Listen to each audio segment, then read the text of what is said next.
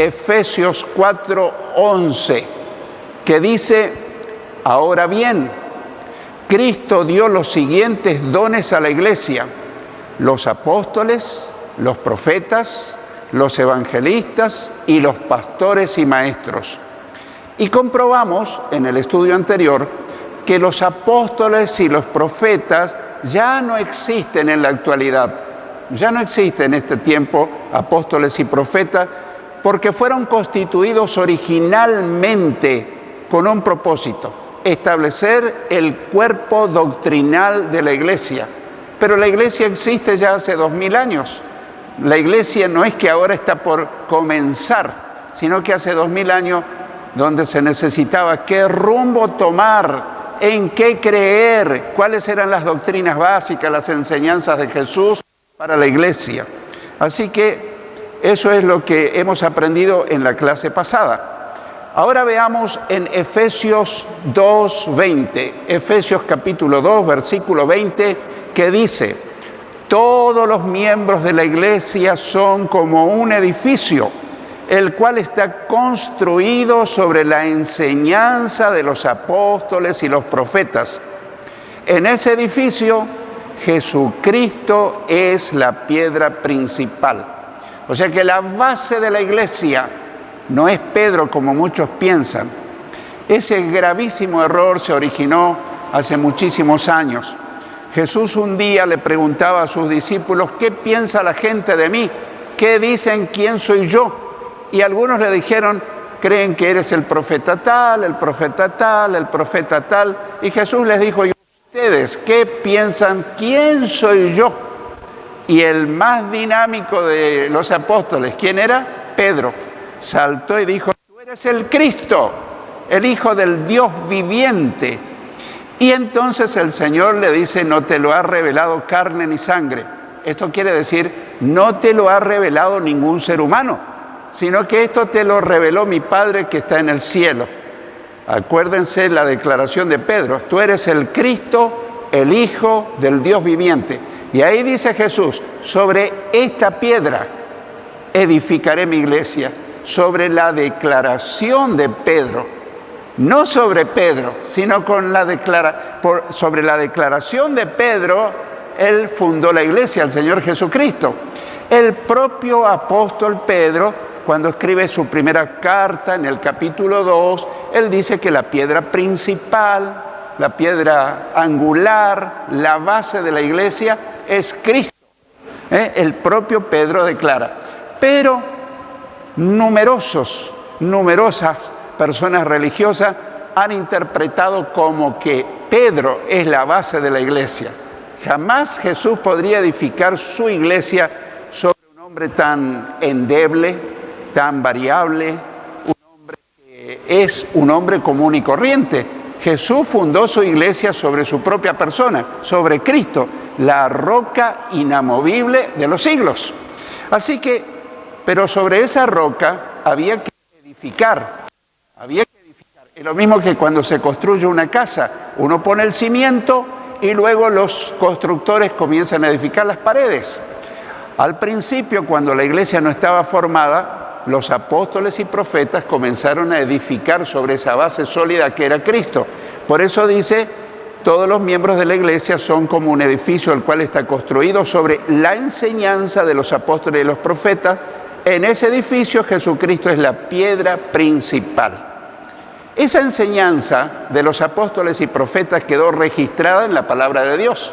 Todo lo que hablaron los apóstoles y profetas quedó registrado en la Biblia, en la palabra de Dios.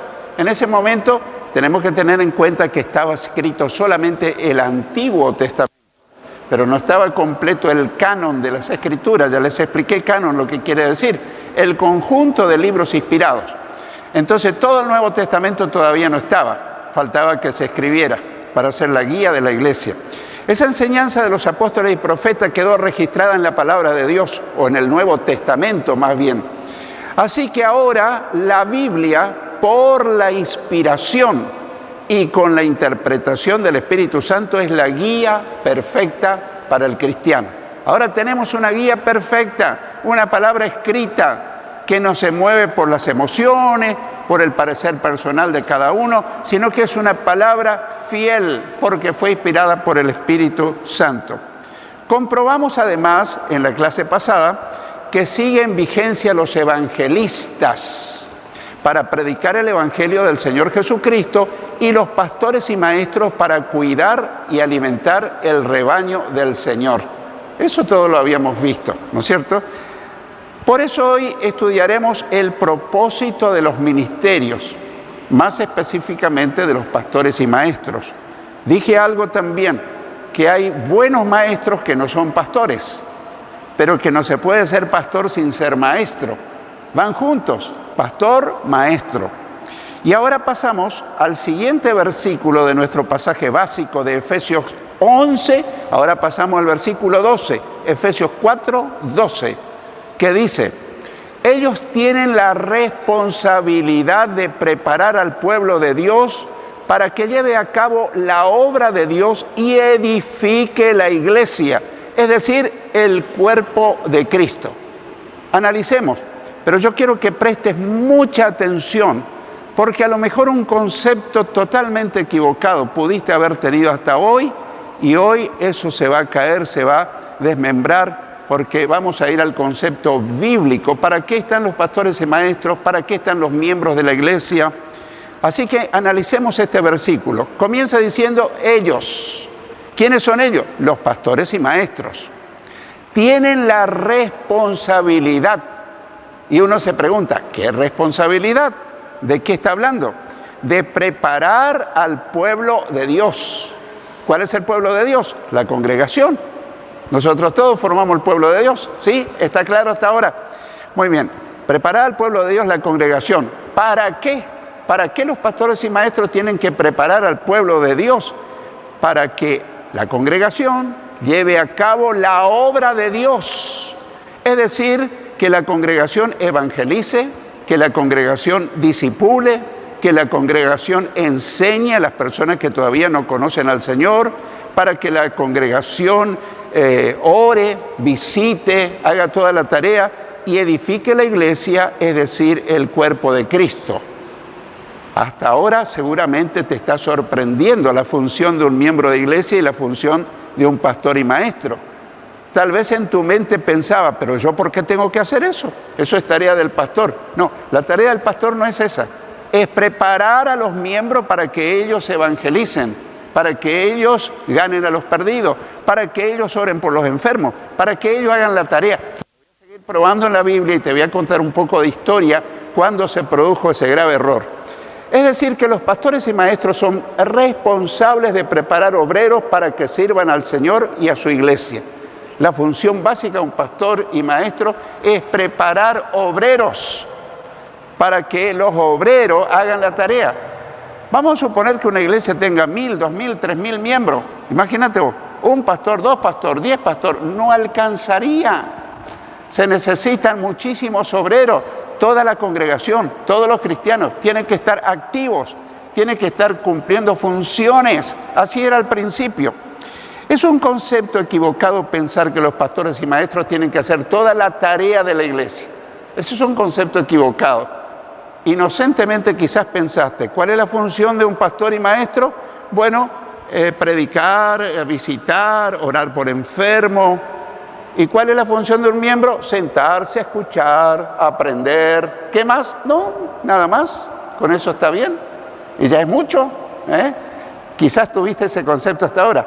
En realidad, son los miembros los que tienen que hacer toda la tarea y los pastores y maestros tienen que prepararlos y tienen que acompañarlos en esa tarea. Habrás escuchado la palabra mentor. Mentor es uno que acompaña, uno que promueve, uno que incentiva a hacer la tarea. Entonces, en realidad los miembros tienen la responsabilidad de hacer todas esas tareas. Con esa visión, por favor no te distraigas, con esa visión y perspectiva, volvamos a leer Efesios 4:12 y veremos qué clara aparece la responsabilidad de los pastores y maestros y la responsabilidad de los miembros de la iglesia. Ahora Leemos de nuevo el versículo 12. Ellos, los pastores y maestros, tienen la responsabilidad de preparar al pueblo de Dios, a la congregación. ¿Para qué? Para que la congregación lleve a cabo la obra de Dios y edifique la iglesia, es decir, el cuerpo de Cristo. ¡Qué sorpresa! Yo pensé que mi función era sentarme a escuchar, tranquilo, llenarme de conocimientos bíblicos en la mente, y los que tienen que moverse por aquí, por allá, visitar enfermos, orar por esto y por lo otro son los pastores. No, esa es la tarea de toda la congregación. Es el ministerio del sacerdocio personal del creyente. Somos linaje escogido, somos sacerdocio santo. ¿Qué quiere decir? Un pueblo formado por sacerdote. Sacerdote, no me estoy refiriendo a un cura católico. Sacerdote es una persona que se encarga de relacionar a una persona mundana, inconversa, con un Dios santo. Esa es la función sacerdotal, ¿no es cierto? El concepto equivocado que se arraigó en la iglesia desde hace muchos años es que los pastores y maestros tienen que hacer toda la tarea en la iglesia y que la congregación tiene que desempeñar un papel pasivo, de oyente, sin involucrarse en la obra de Dios. Por eso las iglesias no crecen como debieran crecer. Por eso ese es el motivo. Y acá te voy a explicar algo que se produjo hace muchos años. La división entre el clero y el laicado. Yo quiero decir algo así muy rápidamente. La Iglesia Católica Romana se formó más o menos alrededor del año 320. Antes de eso no había Iglesia Católica. Al principio era la iglesia que ni siquiera se llamaba cristiana, porque en los primeros 100 años se llamaba la iglesia, no iglesia cristiana, la iglesia. La iglesia en Filadelfia, la iglesia en Tiatira, la iglesia en la Odisea, etcétera. La iglesia en Jerusalén, no iglesia cristiana. A partir del año 90 de la era cristiana se le empezó a llamar iglesia cristiana como una burla. Los cristianos, los seguidores de Cristo, como un mote de burla. Así que al principio no había iglesia católica, por supuesto no había iglesia evangélica, no había iglesia protestante, era la iglesia.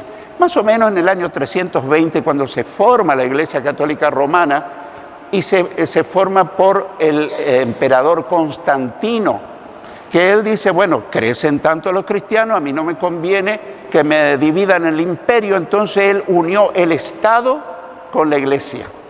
Y ahí se unieron, se hizo un sincretismo. El imperio romano tenía ideas paganas, creían en muchos dioses, ideas paganas, entonces juntó el paganismo con el cristianismo y se formó un sincretismo, una cosa que ni es pagana ni es cristiana, es una mezcla, sincretismo se llama. Que, por ejemplo, rezarle a los muertos, prenderle vela a un muerto, por ejemplo, pedirle que mi tío Ruperto ore por mí, interceda ante mí, ante Dios, pues no es bíblico. La palabra de Dios dice que hay un solo Dios y un solo mediador entre Dios y los hombres, Jesucristo hombre. No es ni María, ni ninguno de los santos. Lo digo con todo respeto, pero hay que poner las cartas sobre la mesa y decir claramente cómo son las cosas. Bueno, a partir del año 320, donde empezó a formarse la iglesia romana, entonces se empezó despacito a dividir la congregación de los dirigentes. Y cerca ya del siglo VI ya estaba bien dividido. Ustedes son el laicado y los dirigentes, ya sea pastores, obispos, etcétera, etcétera, somos parte del clero y ustedes no se metan en la iglesia. Los únicos que nos encargamos de administrar y hacer todas las cosas somos los clérigos, los del clero. Esa gran división entre laicado. Laico es uno que es del pueblo, pero no tiene parte en el ministerio. No hace nada, escucha nomás. Entonces, ahí se empezó a hacer esa gran división entre los clérigos y los laicos. ¿Se entiende? Estoy siendo claro. Más o menos en el siglo VI. A partir de ahí cada vez se hizo la brecha más grande. ¿Y por qué muchos cristianos evangélicos conocen el evangelio y vienen y desempeñan un papel pasivo. ¿Qué quiere decir pasivo? Que vienen a los cultos y escuchan el sermón, el estudio bíblico, están bien, conocen un poco la Biblia, regresan a casa, a la otra semana hacen lo mismo, porque esto se remonta mucho tiempo. Y lo más probable es que muchos cristianos evangélicos vienen de un trasfondo católico, donde no tenías que hacer nada, lo único que tenías que hacer era escuchar misa. Lo estoy diciendo sin ironía, lo estoy diciendo sin una mala intención. Vos escuchá misa, fiesta de guardar y punto. No te metas con la administración, no te metas con la predicación. Y entonces la gran masa de cristianos desempeña un papel pasivo. Entonces yo estuve orando, Señor, ¿por qué hay tanta gente pasiva? Bueno, quizás fue católica y se acostumbró a ir el domingo a escuchar misa, terminó la misa, se fue a la casa, se terminó toda su vida espiritual. Y que se encarguen los demás de hacer la tarea del Señor. Así que ahí un día voy a hablar más específicamente, detalladamente sobre el clero y el laicado. Eso no es bíblico.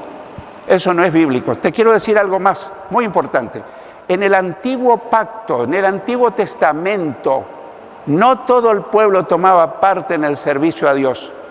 Había una tribu que estaba encargada especialmente. ¿Cuál era la tribu? La tribu de Leví. Le llamaban los levitas. Y si vos no eras levita, no podías participar. Los levitas eran los sacerdotes, los asistentes, lo que hacían todo. Cuando empieza la iglesia cristiana, se rompe todo eso. No hay más sacerdotes, ahora hay pastores, maestros, y el pueblo en general comenzó a movilizarse. Se terminó ese ministerio levítico y comenzó toda la iglesia a moverse. Y entonces comenzó a crecer, a crecer, a crecer. Imagínate, si una iglesia tiene 100 miembros, hay 100 obreros. Pero si uno no maneja ese concepto, si una iglesia tiene 100 miembros y un pastor, ¿quién es el obrero? El pastor. ¿Y los demás? No, nosotros venimos a escuchar y aprender. ¿Qué le pasa a esa iglesia? Nada, no crece, permanece estática. Bueno, entonces, ese es el gran problema, el trasfondo religioso que muchos cristianos evangélicos traen, heredaron. Y entonces dice, bueno, ahora no vengo a escuchar misa, yo vengo a dar culto, pero la idea de permanecer de brazos cruzados permanece. No lo digo como acusándote, te digo casi como justificándote o entendiéndote por qué no te involucras. Pero no es lo bíblico. Pasando el tiempo, pasando cerca del siglo VI, ahí sí se cortó totalmente la parte clerical con la parte del laicado. Hasta hoy. Y entonces esa pesada herencia, como está esa frase muy común en nuestros días en Argentina, esa pesada herencia pesa en la vida de muchos cristianos. Y la mayoría de los cristianos dicen, no, yo no puedo hacer nada, ¿qué puedo hacer? Yo no soy pastor, yo no soy maestro de escuela bíblica, yo no soy nada, no soy diácono, no soy nada. Entonces, no puedo hacer nada. Esa es la estrategia del diablo para mantenerte inactivo. Hay otra cosa. Más o menos cuando la iglesia romana se formó, volvió a tomar las ideas del Antiguo Testamento. Sacerdotes, tribu de Leví, los clérigos, los que se hacían cargo del culto, los que dirigían, los que administraban, y el pueblo no. El pueblo no puede hacer nada, solamente tiene que escuchar misa. ¿Se entiende, hermanos? Y esa actitud, ese espíritu se trasladó a muchas iglesias evangélicas, hasta que muchas iglesias evangélicas lograron romper eso, ese estilo, ese formato, y empezaron a crecer como al principio crecía la iglesia cristiana. Muy bien, estamos avanzando. Así que las iglesias con célula o celulares crecen rápido y aumentan mucho. ¿Por qué? Porque si tienen 500 células, hay 500 líderes activos trabajando. Pero no hace falta tener célula para crecer. Es bueno, pero tiene sus partes negativas. Por ejemplo, en una iglesia celular ningún miembro puede hablar con el pastor. La única persona que puede hablar es con su líder. Y el pastor es como un ser allá lejano, que nunca pueden charlar con él.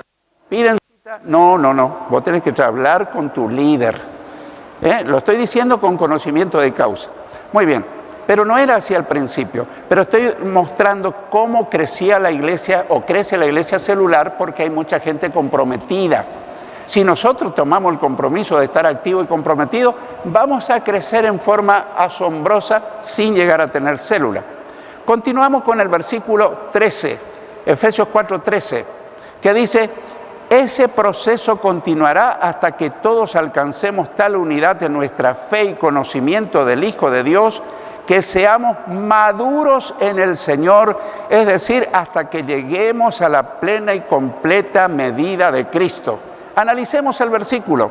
Este proceso, el que hemos visto en el versículo 12, continuará hasta que todos alcancemos tal unidad en nuestra fe y conocimiento del Hijo de Dios, que seamos maduros en el Señor, es decir, hasta que lleguemos a la plena y completa medida de Cristo. Esta metodología planificada por el Señor es un proceso. Yo no puedo pretender que de buenas a primeras, de tantos hermanos pasivos, pasivo no es despectivo, sino que no hicieron nada hasta ahora, obligarles que de hoy para la semana que viene estén plenamente activos. Es un proceso hasta que asimile, hasta que diga: yo he sido llamado por el Señor no solamente para recibir la salvación, sino también para servirle. Oh, pero necesito ir a un seminario. No, precisas tener a Cristo. Si puedes ir a un seminario, en buena hora. Pero para servir a Cristo solamente hay que tener el deseo de servir. A tomarle a una persona que no conoce a Cristo y decirle: quiero decirte quién es Jesús, quiero decirte cómo recibe la salvación del alma una persona. Y ahí le explica que todos los seres humanos estamos perdidos, que estamos camino al infierno, pero que si nosotros reconocemos nuestros pecados, les confesamos a Dios en el nombre de Jesús, recibimos a Cristo en el corazón, en ese momento recibimos la salvación del alma, la vida eterna, y estamos listos para llegar al cielo. Aleluya, gloria a Dios. Bueno, esa es la tarea de todo verdadero cristiano.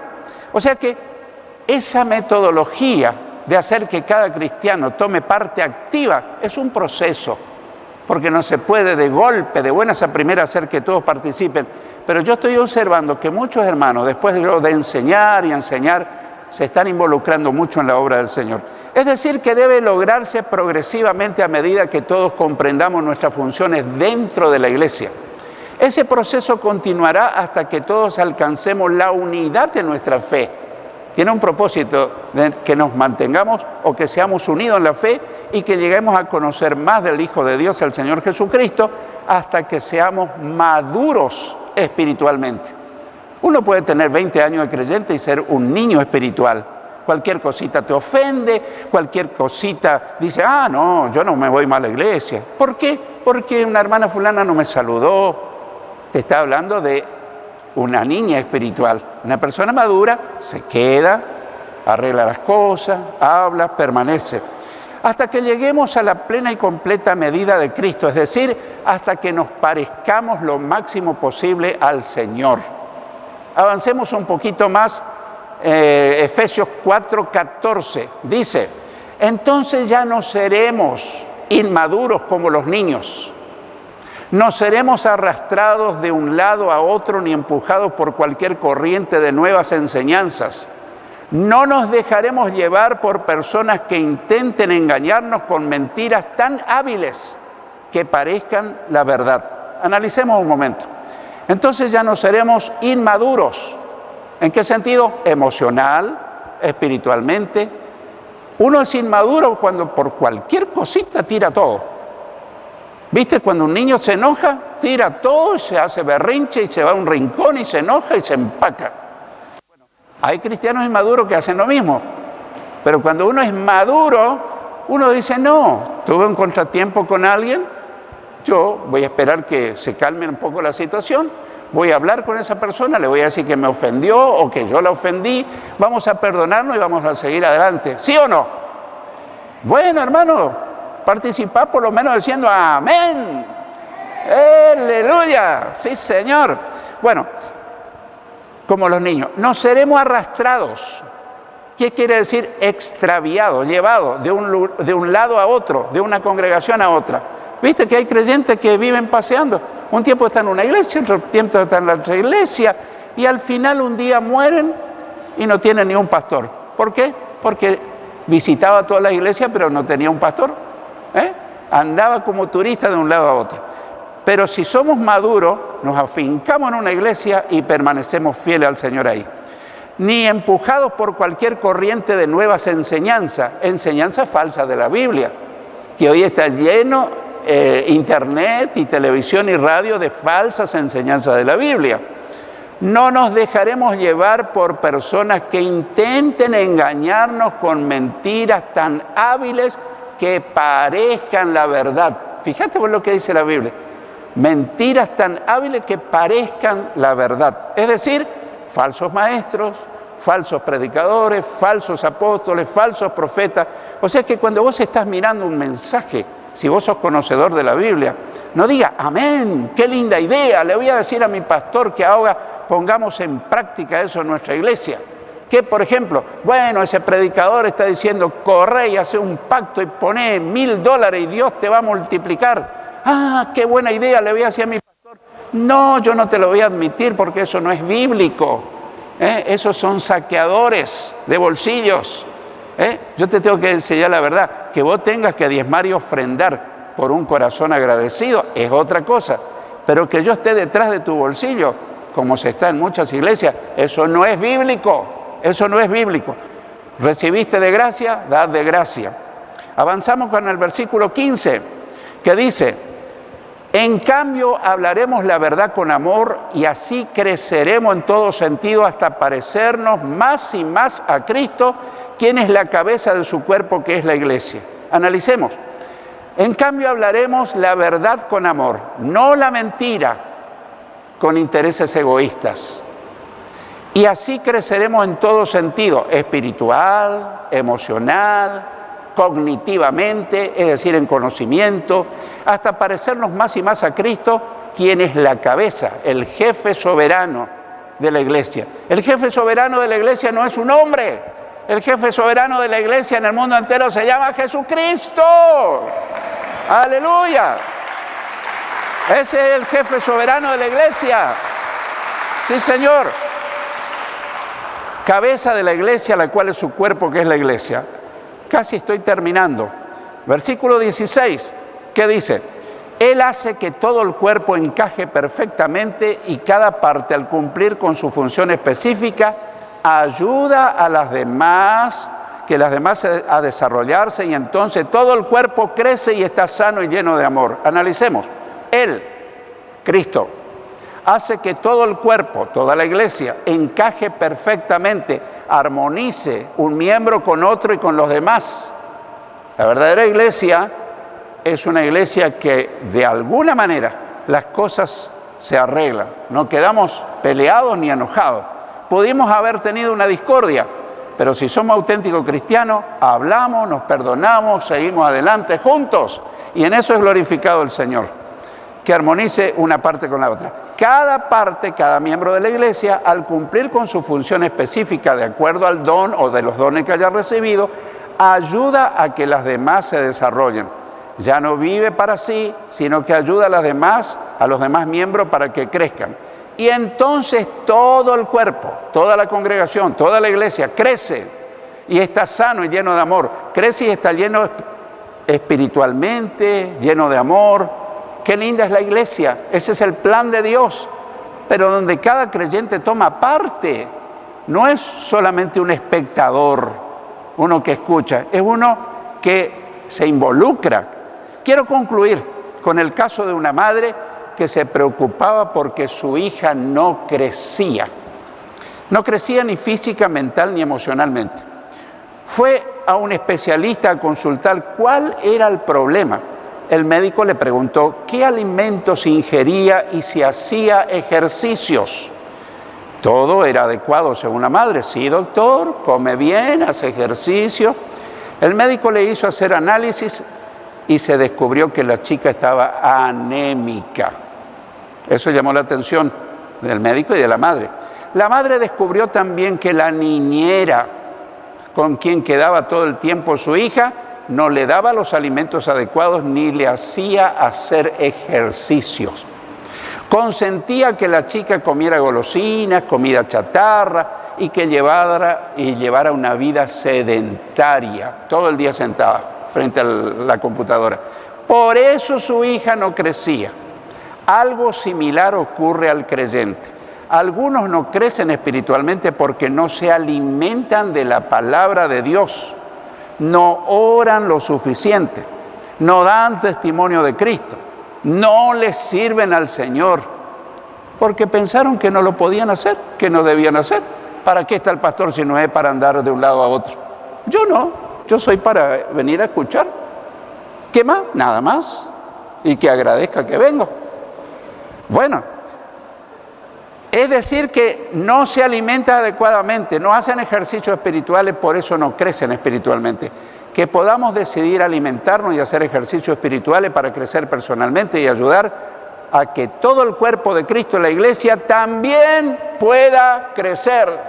El que tenga oído, que oiga lo que el Señor te enseña y me enseña.